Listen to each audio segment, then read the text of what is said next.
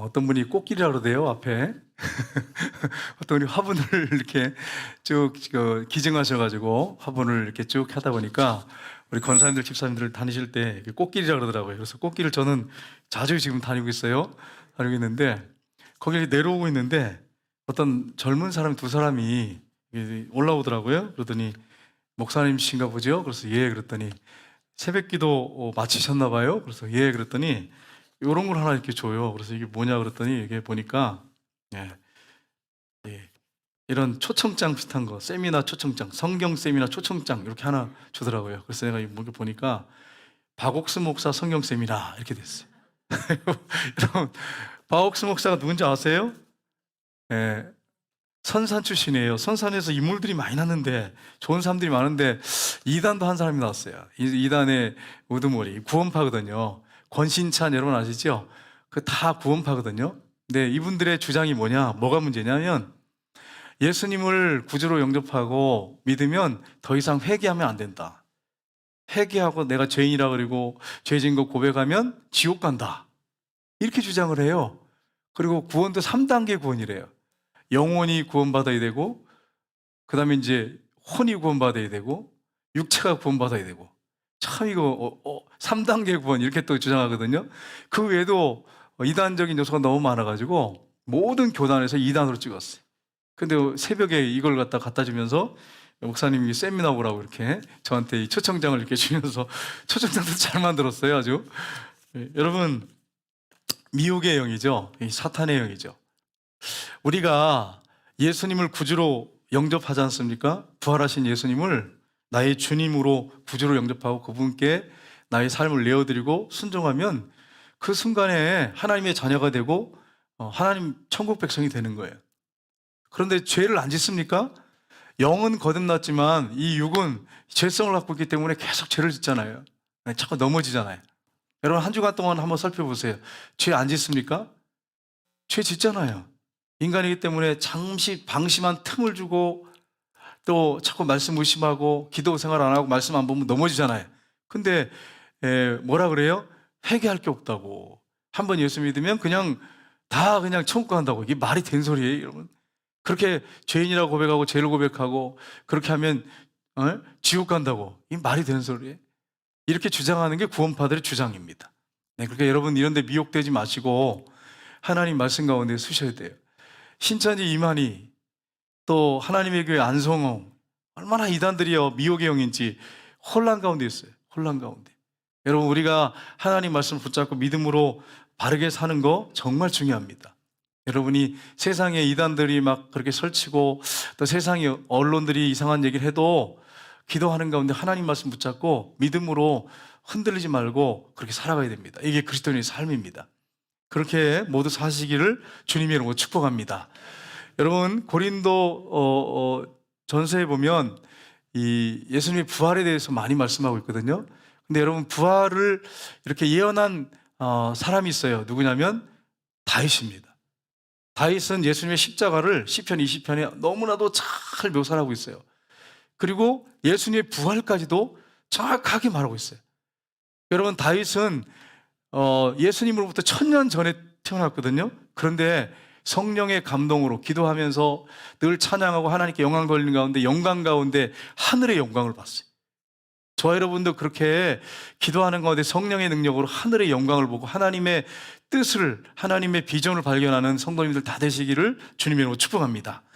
우리가 15장을 지지난주에 살펴봤죠. 거기에 보면 어떤 내용이 나옵니까? 다윗이 하나님을 너무 사랑하고 사모해서 법궤를 이제 옮기죠. 옮겨서 모셔놓고 하나님께 찬양드리고 또 법궤가 들어올 때 춤을 추는 그런 내용을 우리가 살펴봤습니다. 오늘은 어떤 내용이 나오냐면 이 법궤가 이제 옮겨졌습니다. 그리고 성가대를 조직해서 하나님 앞에 찬양을 드리고 공적인 예배가 드려지게 되는데, 특별히 오늘 본문에 보면 장문에 시를 써가지고, 다윗은 시인이에요. 그래서 시를 써가지고 하나님께 감사하는, 그리고 감사하게 백성들을 감사케 하는 그런 내용이 오늘 본문에 기록이 되어 있습니다. 여러분도 이 가을에 시를 한 편씩 쓰시기를 바랍니다. 근데 여러분, 이 시가 그냥 일반 시가 아니라 하나님을 향한 신앙의 시를 한번 써봤으면 좋겠어요. 그렇게 쓰다가 성령께서 감동하셔서 찬송가가 나올지 누가 알겠어요? 그래서 여러분, 은혜 받은 대로 한번 시도 써보는 것도 참 좋겠다, 그렇게 생각합니다. 저도 예전에 시를 썼어요, 여러분. 아닌 것 같지만 믿거나 말거나 저는 썼어요. 열심히 써가지고 제가 결혼할 때 우리 집사람이 노트를 이렇게 보더니 이 시집이랑 어디서 났냐고 이렇게 보더니 당신이 지은 거야? 이러더라고. 그랬더니 내가 졌다 그러니까 이렇게 읽어보더니 시를 너무 잘 썼다 그러더라고. 근데 그때는 고등학교 때는 무슨 시를 썼냐면 자연에 대해서, 이렇게 자연에 대해서, 삶에 대해서 이런 시를 썼거든요. 그런데 여러분, 우리 신앙인들은 하나님을 바라보면서 하나님을 사랑한다면 하나님에 대한 고백적인 그런 시를, 사랑의 고백적인 시를 우리가 참 썼으면 좋겠어요. 다윗은 오늘 본문에 보면 하나님을 너무 사랑해서 성령의 감동이 되니까 그 시를 쓰는데, 얼마나 그 시가, 여러분, 다윗의 시를 따라갈 만한 그런 시인이 있습니까? 이게 얼마나 사랑하는지 너무너무 잘 표현되어 있어요. 하나님께 얼마나 감사하고 있는지, 하나님께 얼마나 영광 돌리는지 그게 잘 표현되어 있습니다.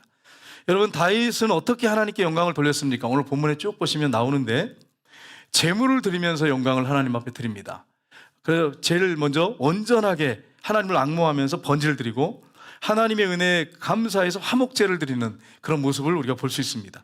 그리고 찬양으로서 영광을 올려드리고, 찬양대를 조직해서, 그리고 자신이 시를 써서 하나님 앞에 영광 돌리고. 그러니까 하나님 앞에 영광 돌리는데 자기가 모든 걸 다 바쳐도 아깝지가 않은 거예요. 하나님에 대해서. 그러니까 여러분, 이게 진짜 사랑하는 거죠. 사랑하는 사람한테는 모든 걸 다 드려도 아깝지가 않은 거예요. 여러분, 근데 하나님을 사랑하지 않으면, 하나님에 대한 사랑이 식어지면 하나님께 드리는 것들이 아까워. 그리고 짜투리를 드려. 짜투리를 항상 시간도 짜투리 드리고 헌금도 봐서 남는 거 드리고. 근데 정말 사랑하면 안 그러잖아요. 정말 하나님 앞에 모든 걸 다 드리고 싶잖아요. 그게 정말 주님을 사랑하는 마음인데, 혹시 저나 여러분이 그 주님을 향한 사랑의 마음을 잃어버리고 있지는 않은지를 한번 살펴보셔야 돼요. 다윗은 어떻게 백성을 기쁘게 했습니까? 하나님께만 영광 돌린 게 아니야. 백성을 또 기쁘게 했어요. 2절 3절을 보시면 나오죠. 우리 한번 같이 보겠습니다. 다윗이 번제와 화목제를 드리기를 마치고 여호와의 이름으로 백성이 축복하고, 이스라엘 무리 중에 남녀를 막론하고 각 사람에게 떡 한 덩이와 야자 열매로 만든 과자와 건포도로 만든 과자 하나씩을 나누어 주었더라. 아멘. 다윗이 하나님 앞에 그렇게 영광을 올렸어요. 그리고 백성을 어떻게 했어요? 축복을 했어요. 축복을 한 다음에 어떻게 했습니까? 오늘 본문에 보니까 축복만 한 게 아니에요. 백성만 축복한 게 아니고, 여러분도 하나님의 자녀이기 때문에, 특권을 갖고 있기 때문에 여러분 축복하는 삶을 살아야 돼요. 축복할 뿐 아니라 또 백성들에게 먹을 거, 풍성한 먹을 걸 주었어요. 나눠줬어요. 그러니까 하나님께, 사람에게 이렇게 하고 있는 이 다윗의 모습을 볼 수 있습니다. 진짜 신앙인들은 하나님께, 사람에게 할 것들을 마땅히 합니다. 여러분, 이제 추수감사절이 얼마 안 남았는데, 여러분한테 추수감사절 우리 교회에서는 떡을 이렇게 드리는데, 이번 추수감사절은 떡을 드리지 말까요? 빵을 드릴까요? 아예 드리지 말까요? 어떤 분들은 또 그래요. 목사님, 재정이 어려운데 그걸 왜 사서 요즘 못 먹을 사람이 어디 있어요? 다 먹고 사는데요. 그게 맞나? 한번 생각을 해보세요. 맞나? 옳은 건가? 하나님 앞에도 영광 돌리겠지만 성도들 간에서 떡을 나눠서 먹고 또 빵을 나눠 먹는 거, 이게 하나님이 기뻐하는 일이에요. 기뻐하는 일이에요. 나누는 거. 추수감사절 주변에 떡도 좀 돌리고 빵도 돌리면서 추수감사절에 대해서 감사하며 하나님께 영광 돌리고, 또 서로 기뻐하면서 나눠 먹는 거, 하나님 기뻐하는 거예요. 근데 어떤 분들은 그렇게 생각 안 하고, 재정도 어려운데 그건 왜 낭비하세요? 사랑에는 낭비라는 게 없는 거예요. 사랑에는. 여러분, 만약에 여러분 아내한테 뭘 이렇게 해주는데, 뭘 해주면서 난 낭비돼서 못하겠어, 우리 아내한테 내가 뭘 낭비되는데 이걸 뭘 사줘, 이걸 무슨 반지를 사주고 그러면 사랑하지 않는 거죠. 생각해 보세요. 그게 진짜 그 사람이 근건절약한 사람이라서 그런 거예요? 사랑하지 않기 때문에 그러는 거죠. 아내를 사랑해서 뭘 해주는 것은 사랑하기 때문에 해준단 말이에요. 근데 여성들은 이걸 또 받을지도 몰라, 받을지도 못해. 여성들한테 옷 사주고 욕먹은 사람들, 집사님들 되게 많습니다. 들어보니까 어디 관광지 갔다가 뭐 사갔다가는 분명히 싸운대. 그래서 왜 그러냐니까 항상 뭐라 그러는데, 잘했다는 소리를 들어본 적이 없대. 우리 교회는 한 분도 없어요. 다른 교회 그런 분 있다는 내가 소리식을 들었어요. 여러분, 그러니까 정말 아내를 생각해가지고 가가지고 이제 뭐 수정 같은 이제 뭐 이렇게 예쁜 거 있어 자수정이라서 반지를 해온다든지 이러면 뭐 쓸데없이 이런 걸 사왔냐고 막 그러면서 또 차가 이렇게 끼고선 또 보고 또 그러면서 그런단 말이에요. 이상하게 낭비한다 그러면서. 그렇게 하지 말고 차라리 고맙다고, 여러분. 당신 고맙다고. 날 생각해서 이렇게 귀한 반지를 줘서 너무 고맙다고. 그러면 남편이 얼마나 기뻐하겠어요. 그러면 여러분, 어디 나가서도 그 아내 생각해서 아내한테 뭘 해주고 싶고 뭐 그러지 않겠어요? 그런데 그냥 뭐 사다 주면 그냥 그거 가지고 잔소리하면 뭐 이런 쓸데없는 걸 사가지고 왔냐 그러고 뭐 한번 생각해 보세요. 그러면 여러분 다시는 안 사주고 싶지. 다시는. 그래서 그 얘기 하더라고 어떤 분은. 다시는 안 사주고 싶대. 막 다시는 막 이러면서 막 뭐 머리를 흔들면서. 그러니까 여러분 이게 다른 계획이에요, 여러분. 그러니까 여러분 그 사주거든 고맙다고 날 이렇게 생각해서 이렇게 소중한 걸 사줘서 너무 고맙다고 이렇게 여러분 말씀하시기를 주님의 이름으로 축복합니다. 보세요. 다윗은 하나님께 영광이 올렸지만 다른 사람에게도 그렇게 백성들에게도 그렇게 사랑을 섬기는 이 다윗의 모습을 우리가 볼 수가 있습니다.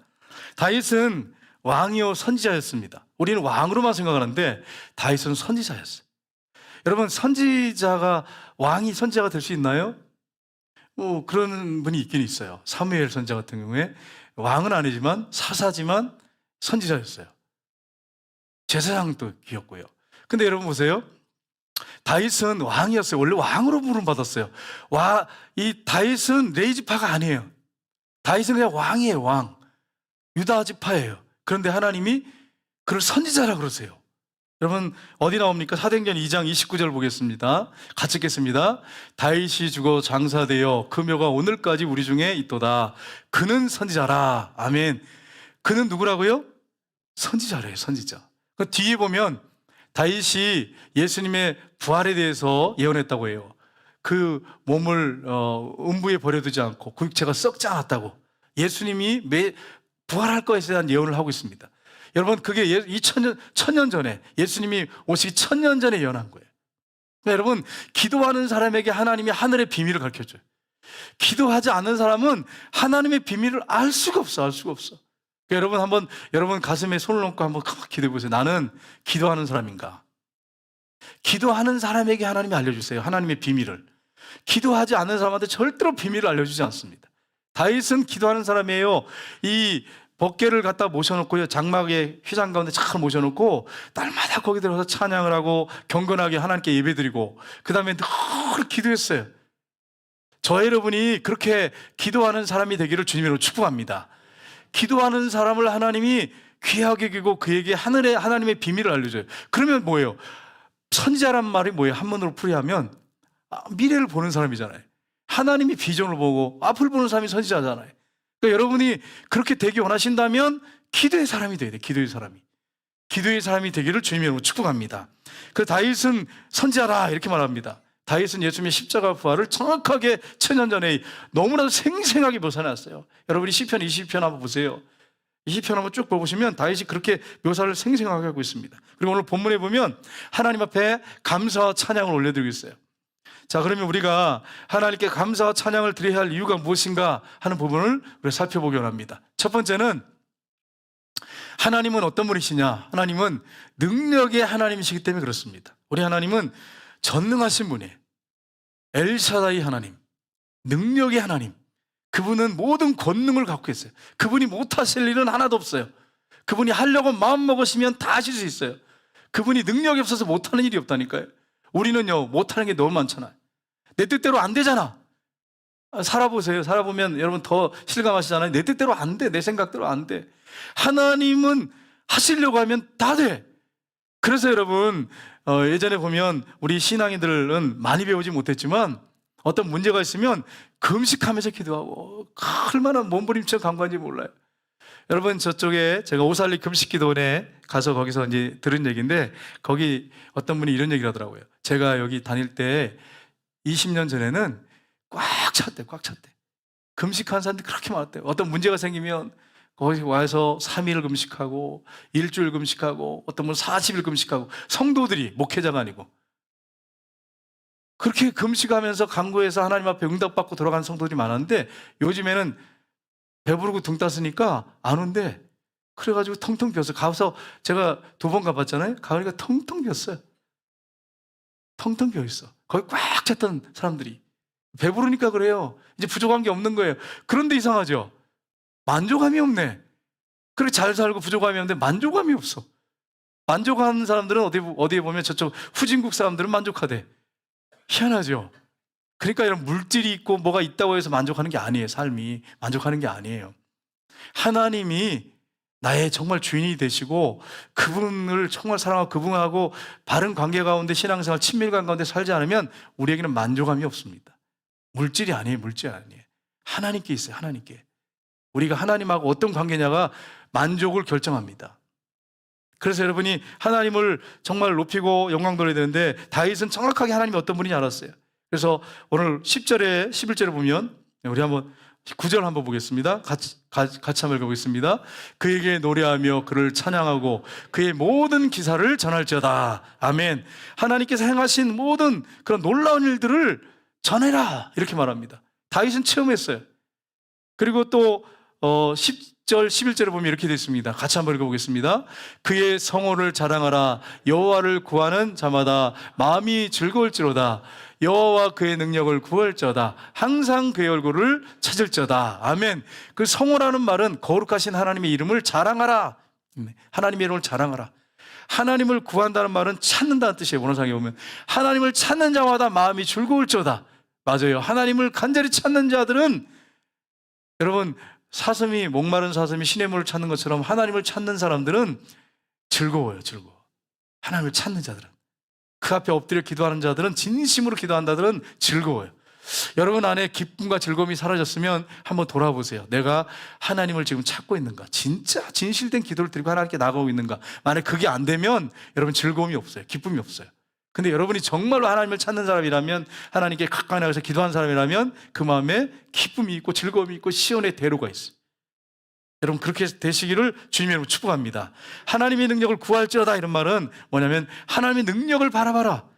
어떻게 바라봐요 목사님? 하나님이 눈에 보이나요? 구약의 성경을 보면 하나님이 행하신 능력들을 한번 보세요. 그리고 간증한 사람들이 너무너무 많아. 제가 간증집에 대해서 이렇게 한번 설교하려고 하니까 찾아보잖아요. 간증집이 너무 많아. 간증한 사람들이 너무너무 많아. 너무너무 많아. 저 춘천 한마음교회는 850명이 방송에서 간증을 했어. 자기 삶을 간증을 했어. 하나님의 능력을 체험해가지고 간증했어. 850명이. 한 교회만. 그러면 여러분 얼마나 많은 간증이 있겠어요? 한번 보세요. 하나님 앞에 기도해가지고 체험한 간증들이 얼마나 많겠어요? 한국에 8만 교회인데. 그러니까 여러분 하나님을 찾는 자들을 하나님 바라보는 자들, 그 능력을 바라보는 자들은 하나님이 기적을 베푸세요. 하나님의 얼굴을 항상 찾으라고 이렇게 선포하고 있습니다. 여러분 즐거울 때나 기쁠 때나 우리가 하나님을 찾아야 되는데 하나님을 찾는다고 해서 늘 기쁘고 즐거운 일만 있는 건 아닙니다. 우리에게 고난도 주시고 우리에게 광야 학교를 허락하세요. 광야 학교를 걷는 게 쉽지 않잖아요. 힘들잖아요. 그런데 주님이 함께 하시기 때문에 그 고난을 우리가 넉넉히 이기고 나갈 수 있어요. 그런데 문제는 뭐냐? 그 광야 학교에서 늘 원망불평하면서 사는 사람이 있어요. 짜증내면서 원망불평하면서 늘 어떤 분 보면 하나님이 고난 주면은 감사하지 않고 짜증내고 불평하고 원망하고 매일 그런 분이 있어요. 여러분 이제는 그렇게 훈련받고 있는 혹시 여러분 광야 학교에 있는 분들이 있다면 원망불평을 여러분이 빨리 털어내야 돼요. 왜냐하면 그것 때문에 40년 동안 이스라엘 백성들이 광야 생활했잖아요. 뺑뺑이 돌았잖아요. 2주 만에 들어갈 그 길을 원망불평하다가 40년을 그렇게 돌았잖아요. 40년을 원망불평할 게 아니라 감사하며 사셔야 돼요. 여러분 제가 이제 가끔 이렇게 찬양 부르는 것 중에 하나가 감사 아침에도 감사 한낮에도 감사 해질 때도 감사 이 찬양을 불러요. 왜냐하면 이제 감사가 없을 때 어떨 때 보면 하루 감사가 없어. 그러면 이 찬양을 부르면 감사해야 되는구나. 감사해야지. 그러면서 제가 다시 딱 잡혀가지고 감사를 드리게 돼. 여러분 오늘 이번 한 주간에 불평을 많이 했습니까? 원망 공장이었습니까? 불평 공장이었습니까? 감사 공장이었습니까? 네, 공장이란 말은 왜 그렇게 편한지 아시죠? 계속 원망불평을 찍어내는 사람이 있어요. 그래서 집에서도 원망불평 찍어내고 교회에서도 원망불평 찍어내고. 근데 어떤 분은 가정에서나 교회에서나 또 사람들 만났을 때 늘 감사를 찍어내는, 감사 제품을 찍어내는 사람이 있어요. 하나님 이렇게 해서 감사해요, 이렇게 해서 감사해요. 감사 제품을 찍어내는 사람이 있어요. 여러분은 이래서 불만이 있어요, 이래서 화가 나요, 이래서 분노가 나요, 맨날 이게 불평 공장에서 맨날 불평거리만 찍어내는 그런 사람은 아니냐는 말이에요. 여러분 한번 가만히 우리 자신을 한번 돌아봤으면 좋겠어요. 저도 제 자신을 돌아보고 우리 가정을 돌아보고 그러면 왜 불평할 게 없겠어요? 힘든 게 왜 없겠어요? 왜 없겠어요? 여러분 중에 왜 나는 아무 문제 없습니다, 나는 뭐 걸리는 것도 없고 기도 제목도 없고 나는 아우 너무 평안하고 행복해요, 그런 분 있으면 손 들어봐요. 없단 말이에요. 없단 말이에요. 다 그래, 다 그렇단 말이에요. 기도 제목이 있단 말이에요. 그런데 그런 상황 가운데도 늘 감사하고 찬송하고. 다윗은 그럼 없어요? 다윗도 얼마나 큰 고난, 우리보다 더 힘든 어려움과 고난이 있었어요. 근데 늘 감사하고 찬송을 하고 영광 돌리잖아요. 성경이 뭐라고 말씀했어요? 항상 기뻐하라, 쉬지 말고 기도하라, 범사에 감사하라, 이렇게 됐잖아요. 이제 제가 사무실에 들어가니까 우리 이탕모 장로님이 항상 기뻐하라, 쉬지 말고 기도하라, 범사에 감사하라, 그래서 제가 이제 교육자님한테 이거 이탕모 장로님이 여기 벽에 걸라고 이렇게 해놓으셨어요. 그랬더니 김정숙 전사님 들으려고 이거 써놨다고, 김정숙 전사님이 요청하신 것 같아요. 전사님 이거 써달라고. 그래가지고 그걸 써가지고 딱 이렇게 사무실에 갖다 놓으셨더라고요.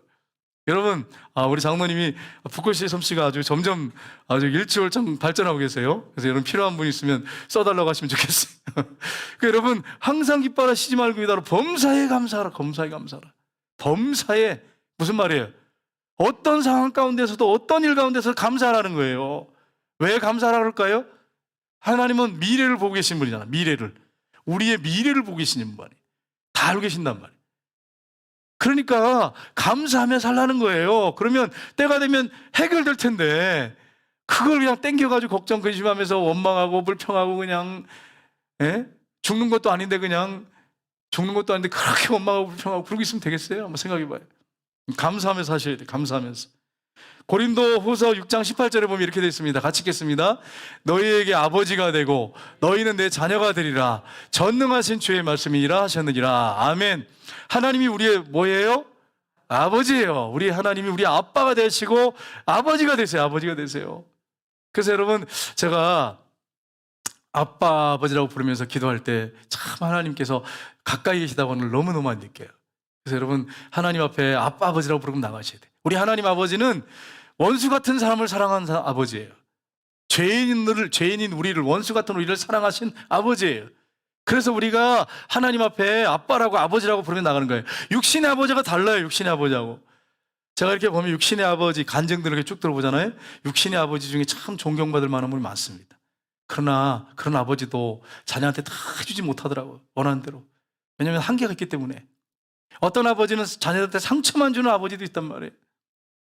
근데 우리 하나님 아버지는 그런 하나님 아버지가 아니에요. 다 들어주세요. 다 들어주세요. 다 들어주세요. 그리고서는 때가 되면 해결해 주세요. 제가 하나님 앞에 불평을 가져서 원망을 했어요. 어떤 한번 원망을 했어요. 하나님, 이럴 수가 있어요. 하면서 이렇게 이러실 수가 있어요. 그러면서 막 원망을 했는데 갑자기 그 사람이 막 이렇게 막 하나님을 향해서 원망하고 불평하는데, 하나님 이럴 수가 있어요. 막 이러면서 이렇게 했더니 하나님께서, 얘야, 나는 다 듣고 나는 다 수용하고 있는데 너는 왜 그러냐? 이러시는 거예요. 그래서 죄송합니다 하나님, 그래서는 이제 다 듣겠습니다 하나님, 이러면서 내가 꼬리를 내렸죠. 우리 하나님 그런 하나님이에요. 여러분 그 권호성 목사님이라고, 권호성 간사님이 아니고 권호성 목사님이 이분이 한국 기독교 전합회 총무님을 역임했어요. 이분이 이런 글을 이렇게 쓰셨어요. 이분이 160년대에 보릿고개가 있을 때, 젊은 사람들은 보릿고개 모르잖아요. 관광지로 알지.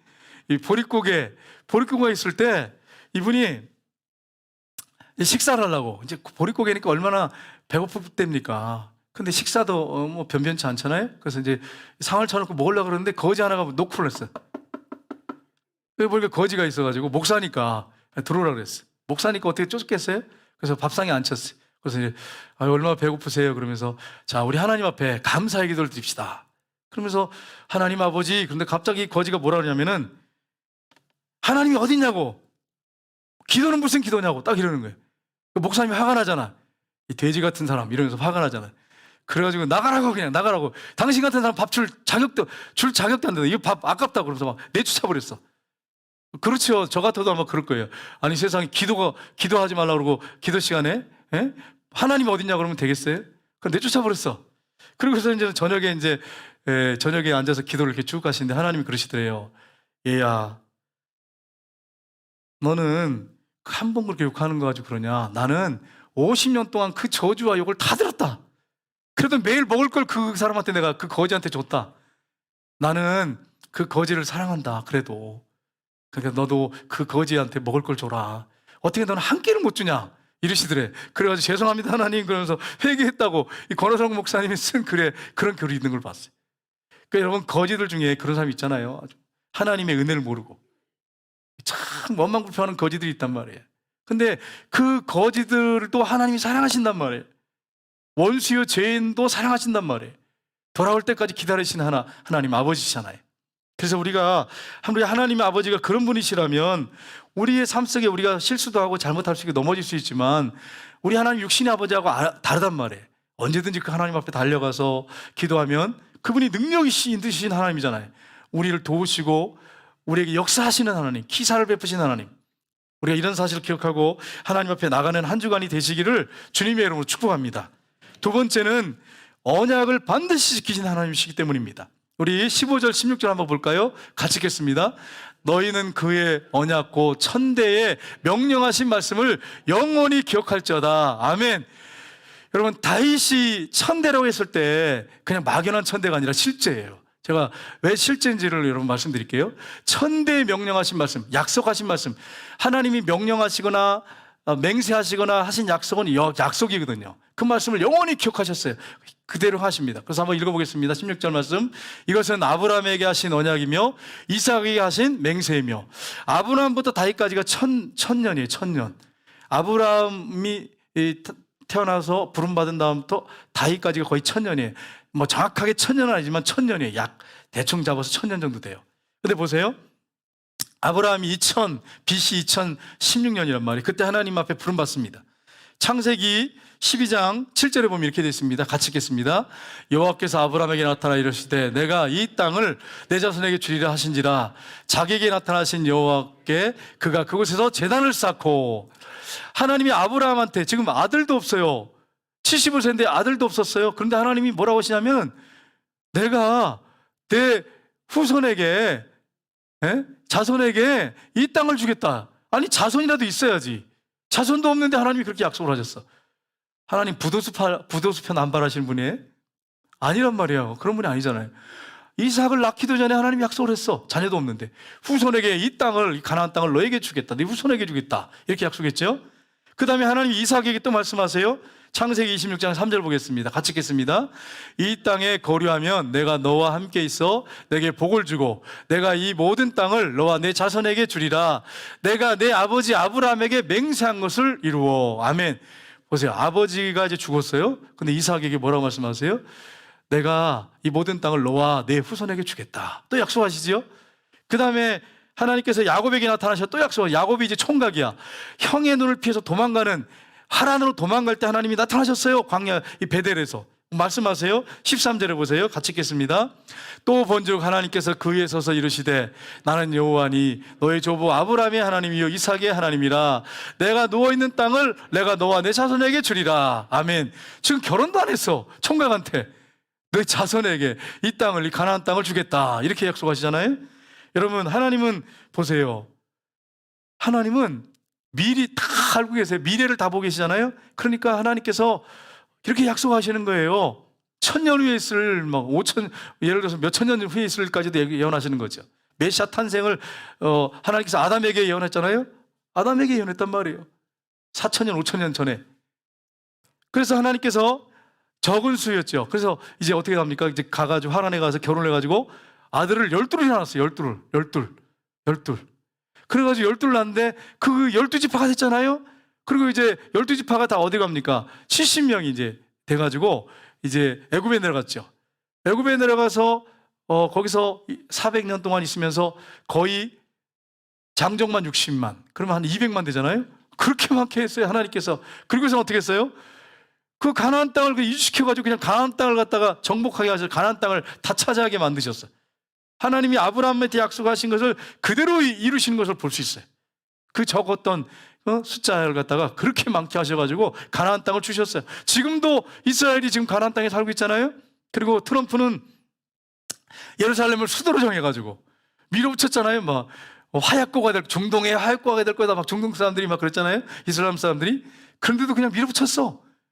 그래가지고 그냥 그래가지고 지금 수도가 됐잖아요. 그러고서 이제는 유대인들이요 거기다 제3성전을 세우려고 그래요. 이건 이제 문제가 있어요. 이건 잘못된 거예요. 제3성전을 세우려고 그래요. 근데 세우면 회교, 이슬람, 기독교, 천주교 모든 종교가 통합해서 하나님 앞에 진짜 예배, 번제를 드려보자 이렇게 하거든요. 이렇게 추진하거든요. 그렇게 해가지고 지금 이슬람 사원이 거기 예루살렘에 가 있거든요. 이걸 다 물어버리고 거기다가 제3성전을 설립하고 지금 하고 있단 말이에요. 하나님 뜻이 아니에요. 성전은 누굽니까? 성전은 예수님이 요한복음에 2장에 말씀했죠. 이 성전을 헐라 내가 3일 만에 다시 일으킬 것이다. 그 성전이 누굽니까? 예수님이에요. 예수님 몸 죽으시고 부활하실 예수님 몸을 이미 예수님 말씀하셨단 말이에요. 그런데 유대인들은 예수를 메시아로 안 믿어. 그러니까 성전을 세워서 번제를 드리고 제사를 드려야 메시아가 온다는 거예요. 메시아가 온다는 거예요. 그래서 제3정 성전을 세운다는 거예요. 근데 명목이 있어야 되잖아요. 그러니까 하나님을 섬긴다는 명목하에 제사를 드린다는 명목하에 지금 추진해 나가는데 아마 트럼프가 이것도 밀어붙일 것 같아요. 제 생각에 다시 이제 재선이 되면 밀어붙일 것 같아요. 근데 또 이것 때문에 좀 시끄러울 것 같아요. 그러니까 여러분 이 하나님의 뜻은 하나님 뜻은 아니지만 예언이 이미 돼 있어요. 하나님 뜻이 아닌데도 이렇게 추진할 유대인들에 대해서 예언돼 있어요.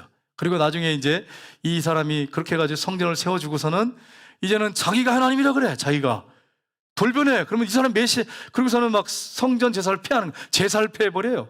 그래서 이제 유대인들이 이 사람 메시아가 아니구나. 이 사람 메시아가 아니구나. 그러다가 이제 성령께서 이제 그들 가운데 막 역사하셔서 예수님을 진짜 메시아로 받아들이게 되고 회개가 터지고 그러면 이제 예수님이 오시는 거예요.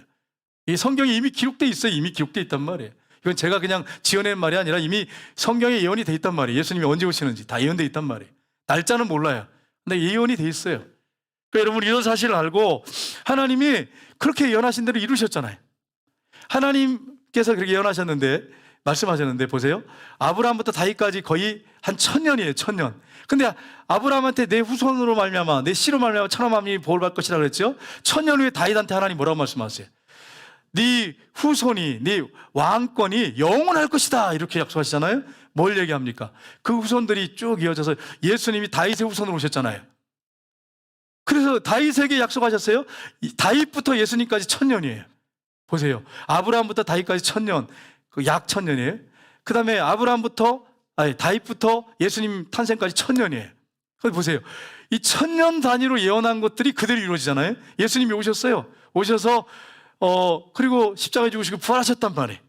여러분 보세요. 이걸 보면서 우리가 뭘 느낄 수 있습니까? 우리 하나님은 예언하시면 한번 말씀하시면 반드시 이루신다고 하는 사실을 우리가 기억해야 됩니다.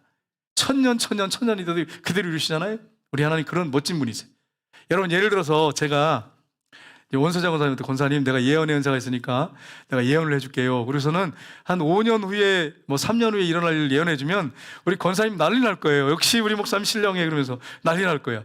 그런데 보세요. 1000년 후에 4000년 전 후에 일어날 일을 하나님은 다 말씀하셔요. 그러니까 하나님이시죠. 전능하신 분이시죠. 그게 우리 하나님이에요.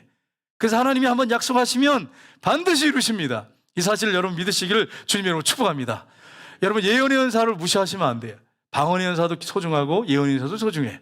그러니까 예언을 받아서 또 그 뜻대로 이렇게 하나님의 뜻대로 살면 복이죠. 근데 보세요. 예언은 몇 년 안 돼. 예언은 몇 년 후에 일어날 거 예언한단 말이에요. 하나님은요. 하나님 말씀은 몇천 년 후에 예언해버리니까 이거는 비교가 안 되는 거예요. 비교가 안 되는 거예요. 우리 하나님 그런 능력의 하나님이세요. 전능하신 분이에요. 그러니까 5년 후에 10년 후에 일어날 거 예언을 못 하시겠어요. 하나님께서. 그러나 여러분 이게 성경으로 항상 검증되어야 된다고 하는 사실을 기억하고 기도하는 가운데 여러분 예언의 은사도 좀 받으시길 주님으로 축복합니다. 고린도전서에 되어 있잖아요. 예언의 은사를 사모하라 이렇게 말씀했잖아요. 사모하면서 기도하세요. 근데 그 다음에 말씀하신 게 있어요. 사랑을 따라 구하라. 사랑의 은사에 대해서 말씀하세요. 모든 은사는 사랑 기반 위에 이루어져야 되지 사랑을 빼버리면 아무것도 아니다. 예언도 소용없고 방언도 소용없고 다 폐해질 거다 이렇게 말씀하시잖아요. 그래서 여러분이 사랑의 은사를 구하시고 은사를 사모하시고 받으십시오. 그래서 하나님의 영광을 위해서 그 은사를 바르게 사용하십시오. 그게 하나님 백성들이 해야 할 일입니다. 세 번째는 세상을 창조하시고 다스리시는 하나님이시기 때문에 그렇습니다. 다윗은 온 땅이 하나님께 노래하라고, 구원을 날마다 선포하라고. 25절 26절을 보시면 이렇게 되어 있습니다. 같이 읽겠습니다. 여호와는 위대하시니 극진히 찬양할 것이요 모든 신보다 경외할 것이며 만국의 모든 신은 헛것이나 여호와께서는 하늘을 지으셨도다. 아멘. 모든 만국의 신들은 눈이 있어도 보지 못하고, 코가 있어도 냄새 못하고, 못 맡고, 숨 쉬지 못하고, 입이 있어도 말하지 못하고, 귀가 있어도 듣지 못하고, 발이 있어도 움직이지 못하고, 그게 이방이 섬기는 우상입니다. 근데 우리 하나님은 그런 분이 아니잖아요. 온 우주를 창조하신 분이시잖아요. 그러니까 우리 하나님을 찬양할 때 어떻게 찬양해야 된다고요? 극진히 찬양할지어다. 우리 찬양팀 어떻게 찬양하라고요? 극진히 찬양 안 하기만 해보자. 그냥 찬양대 어떻게 찬양하라고요? 극진히 찬양할지어다. 극진히. 최고로 찬양을 하나님 앞에 드려야 돼. 찬양에. 안 그러고 그냥 대충 드리고 그냥 연습도 안 하고 와가지고 그냥 대충 하고 그러면 안 돼. 잘 연습해서 하나님 앞에, 성도들한테 바치는 게 아니란 말이에요. 찬양은 누구한테 바치는 거예요? 하나님 앞에 바치는 거라면 찬양은 하나님 앞에 드려야 돼. 하나님 앞에. 저한테도 제 비유 맞추고 제 목사님 설교 잘하는데 도움이 되려고 이렇게 할게, 그게 아니란 말이에요. 하나님 앞에 영광 돌리고, 우리 성도들 다 같이 하나님께 영광 돌리고, 하나님 잘 섬기자, 하나님 잘 섬기자. 그게 내용이잖아요. 찬양 내용이잖아요. 그래서 여러분이 정말 찬양할 때 극진히 찬양하기를 주님으로 축복합니다. 근데 여러분 찬양할 때 여기 앞에서 찬양대가 이렇게 찬양팀이 하는데 입을 벌리며 찬양하는지 안 하는지 방송실에서 한번 입을 한번 딱 이렇게 전부 영상을 찍어가지고 이게 중간중간에 보여줘라 이렇게 하면 좀 크게 버리지 않을까. 근데 마스크 써가지고 요즘엔 또 안 되지만 마스크 벗는 날 이렇게 한번 해볼 만하지 않겠어요? 하나님 앞에 정말 우리가 극진히 찬양해야 돼. 극진히 찬양해야 돼. 그렇게 하시기를 주님으로 축복합니다. 마스크 써서 찬양이 들리는지 하는지 하는지도 몰라요. 그렇지만 아무튼 극진히 찬양하셔야 돼. 극진히. 우리 하나님은 왕이시고 통치하시고 다스리신 분이에요. 그래서 30절 31절에 보면 이렇게 되어 있습니다. 온 땅이여 그 앞에서 떨져다. 세계가 굳게 서고 흔들리지 아니한도다. 하늘은 기뻐하고 땅은 즐거워하며 모든 나라 중에서는 이르기를 여호와께서 통치하신다 할지로다. 아멘. 누가 통치하신다고요? 여호와께서 통치하십니다. 우리 나라를 통치하시는 분이 하나님이세요. 하나님이세요. 대통령이 아니에요. 대통령은 그냥 하나님께 수종드는 종일 뿐이에요. 하나님이 통치하세요. 트럼프가 미국을 통치하는 게 아니고 하나님이 통치하세요. 하나님이 세계 모든 나라를 통치하세요. 우리 교회의 머리요 통치자는 하나님이세요. 제가 아니에요. 여러분 오해하시면 안 돼요. 제가 말씀드렸죠. 제가 성경적으로 빗나가면 언제든지 와서 하나님 목사님이 성경에서 빗나갔어요. 말씀하셔야 된다고 제가 말씀드렸죠. 성경에서 어긋나면 얘기하세요. 우리 교회를 통치하시는 분은 하나님이세요. 여러분 이 사실을 믿고 하나님의 통치에 따라 정말 사시기를 주님으로 축복합니다. 그 다스림을 받으셔야 돼. 한 주간도 하나님의 통치와 다스림을 받으셔야 돼. 이게 가장 신앙생활 잘하는 거예요. 근데 어떤 분들은 하나님하고 통치 전혀 관계없어. 그냥 내 멋대로 살다가 주일날 와가지고 예배 드려. 그리고서는 예배 잘 드린다고 생각을 해. 하나님은 주일날 딱 반짝 예배 드리는 걸 받으시는 분이 아니에요. 한 주간의 삶을 받으시는 분이에요. 오늘 드리는 예배를 받으실 분 아니라 삶을 받으시는 분이에요. 하나님 앞에 정말로 신령과 진정으로 삶을 드리고 예배를 정말 하나님께 정성을 다해 드리는 축복된 성도님들 다 되시기를 주님으로 축복합니다. 네 번째는 선하시고 인자하신 구원의 하나님이시기 때문입니다. 우리 34절 35절 보겠습니다. 같이 읽겠습니다. 여호와께 감사라. 그는 선하시며 그의 인자하심이 영원함이로다. 너희는 이기를 우리 구원의 하나님 여호와여 우리를 구원하여 만국 가운데서 건져내시고 모으사 우리로 주의 거룩한 이름을 감사하며 주의 영광을 드높이게 하소서 할저다. 아멘. 하나님께 감사하는데 뭘 감사하라고요? 하나님은 어떤 분이라고요? 선하신 통치자예요. 선하신 왕이에요. 세계 모든 나라를 통치하시는데 선한 방법으로 통치하세요. 그리고 그 사랑하심이 영원히 변하지 않아요. 사람은 요래 따라 저따라 변하지만 우리 하나님은 그런 분이 아니에요. 우리를 향한 사랑이 그 변함이 없어요. 그리고 그분이 통치하실 뿐 아니라 그분이 오늘 본문에 보시면 만국 가운데서 건져내시고 이렇게 말씀하셨어요. 만국 가운데서. 여러분, 이스라엘은 나라가 작습니다. 경상남북도 정도? 지금 정확하게 내가 모르겠어, 사이즈를. 굉장히 작아요. 작은데 그 주변에 강대국들이 얼마나 많습니까? 블레셋이라든지 아니면 아랍 나라, 그리고 또 애굽 나라 밑에는 그 강대국 손에서 이스라엘이 그렇게 지금까지 버틸 수 있었던 것은 지금도 그러잖아요. 아랍 사람들이 다 둘러쌌어. 사방을 둘러쌌어. 다 적이야. 사방이 적이야. 근데 어떻게 그 조그만 나라가 인구도 작은데 버틸 수 있어요? 누구 때문에 그렇게 하는 거예요? 하나님이 통치하시기 때문에 그래요. 하나님 다스리기 때문에 그래요. 그래서 여러분 6.1 전쟁 때 얘기 들어보셨잖아요. 뭐 희한한 일들을 아람 사람들이, 이슬람 사람들이, 중동 사람들이 자기들이 막 고백을 해서 군인들이 포를 쏘면 제대로 안 날아간대. 그러니까 6.1 전쟁에서 그 사방 패해서 여러분 뺑 포해가지고 훨씬 숫자가 많은데도 못 이기는 건 못 이겨. 이스라엘한테 졌어. 그 땅을 이스라엘이 회복을 했었던 많이 그때. 하나님이 통치하기 때문에. 우리나라도 보세요. 우리나라처럼 불쌍한 나라가 어디 있습니까? 우리나라처럼 불쌍한 나라가. 우리나라 정말 불쌍한 나라예요. 세계에서 꼴찌에서 2번이어서 경제력에서. 맨날 얻어먹던 거지 같은 나라예요. 여러분, 우리나라 지도자들이 잘못한 게 있어요. 그러나 잘한 것도 있잖아요. 잘한 걸 봐야지 나쁜 것만 보면 안 되잖아요. 잘한 거. 대통령 중에 정말 보릿고개를 갖다가 끊어내려고 자기 몸 바쳐서 내 사랑하는 조국 그러면서 목숨 바친 대통령도 있잖아요. 그래서 보릿고개를 다 넘기고 이제는 어깨 잘 살게 됐어요. 어느 정도 경제 부흥을 이뤘어요.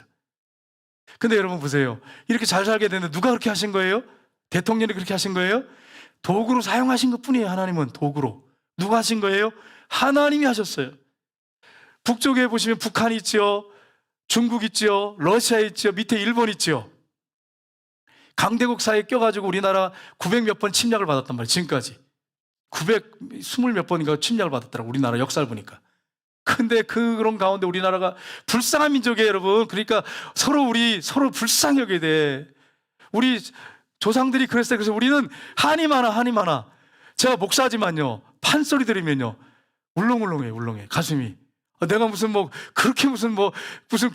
그렇게 받았어요. 근데 판소리를 이렇게 들어보면요, 막 한이 그 안에 들어서 한이 막 절절해 가슴에서 막 우러나오는 근데 이제 그게 성경적인 가사가 아니니까, 하나님 신앙적인 가사가 아니니까 제가 안 듣는 거지.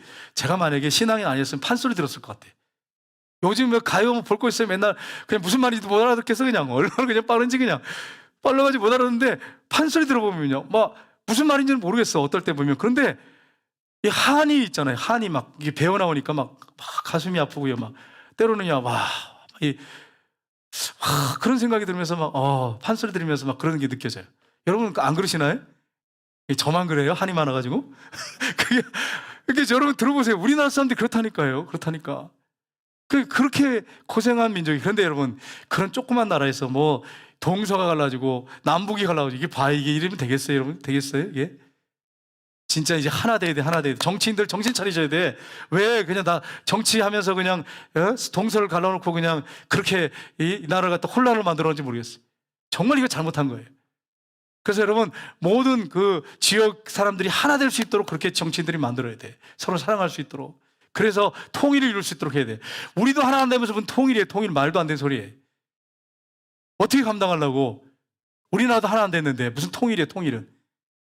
통일되면 어떻게 되려고요, 나중에. 이래가지고 이런 혼란 가운데 있는데. 여러분, 이런 문제를 놓고 진지하게 여러분 고민하시면서 기도하셔야 돼요. 기도하셔야 돼. 지금도 문제가 있는데, 선거할 때마다 문제가 있는데 거기다 통일까지 돼봐요. 어떤 문제가 있는지 한번 생각해봐요. 상상을 초월한 문제들이 생기지 않겠어요? 이런 문제를 놓고 하나님 앞에 이 나라가 정말 서로 한이 많고 얼마나 불쌍한 민족입니까? 서로 사랑하고 하나 될 민족이 될 수 있도록, 정말 하나님만 섬기는 민족이 될 수 있도록 여러분 기도하셔야 돼. 다윗이 이렇게 하나님께 감사와 찬송과 영광 올려드리고요. 그 다음에 보면 43절에 이렇게 되어 있습니다. 같이 읽겠습니다. 이에 무백성은 각각 그 집으로 돌아가고 다윗도 자기 집으로 위하여 축복하려고 들어갔더라. 아멘. 백성들을 축복하고 자기 집에 들어가서 어떻게 했어요? 자기 집을 축복했어요. 여러분, 우리 가장 되신 우리 남자 집사님들, 우리 장모님들, 기도하는 손을 들고 가족 식구들 위해서, 아내와 자녀들 위해서 축복 기도하시기를 주님으로 축복합니다. 그냥 경제권을 여성들이 다 쥐고 있어가지고 그냥 요새는 남성들이 그냥 길을 못 펴요. 그러지 말고 깊이고 좀 자존심을 좀 가지고 내가 경제권을 갖고 있지는 못하지만은 그래도 하나님이 주시는 권능이 있잖아. 능력이 있잖아요. 능력이 있잖아. 가장의 권세가 있잖아. 가장의 제사장의 권세가 있잖아. 아내를 축복하고 가정 자녀를 축복하고 기도하세요. 어려운 가운데 있는 식구들을 위해서 기도하세요. 우리 하나님이 기억하시고 축복하십니다. 하나님이 가정의 가장을 세우기 원하세요. 가장의 기도를 듣기 원하세요. 근데 오늘날 한국교회는 보니까 가장들이 다 무너졌어요. 가장들이 기도를 안 해. 아내는 죽으라고 기도하는데 어떤 가정 보면. 그래서 여러분, 가장들이 손을 들고 기도하셔야 돼요. 가장들이. 하나님이 가장을 세우기 원하시지. 물론 여성도 귀하게 여기고 믿음의 여성들을 가장으로 세우는 경우도 있어요. 하도 남편들이 그냥 엉망으로 신앙생활 하니까.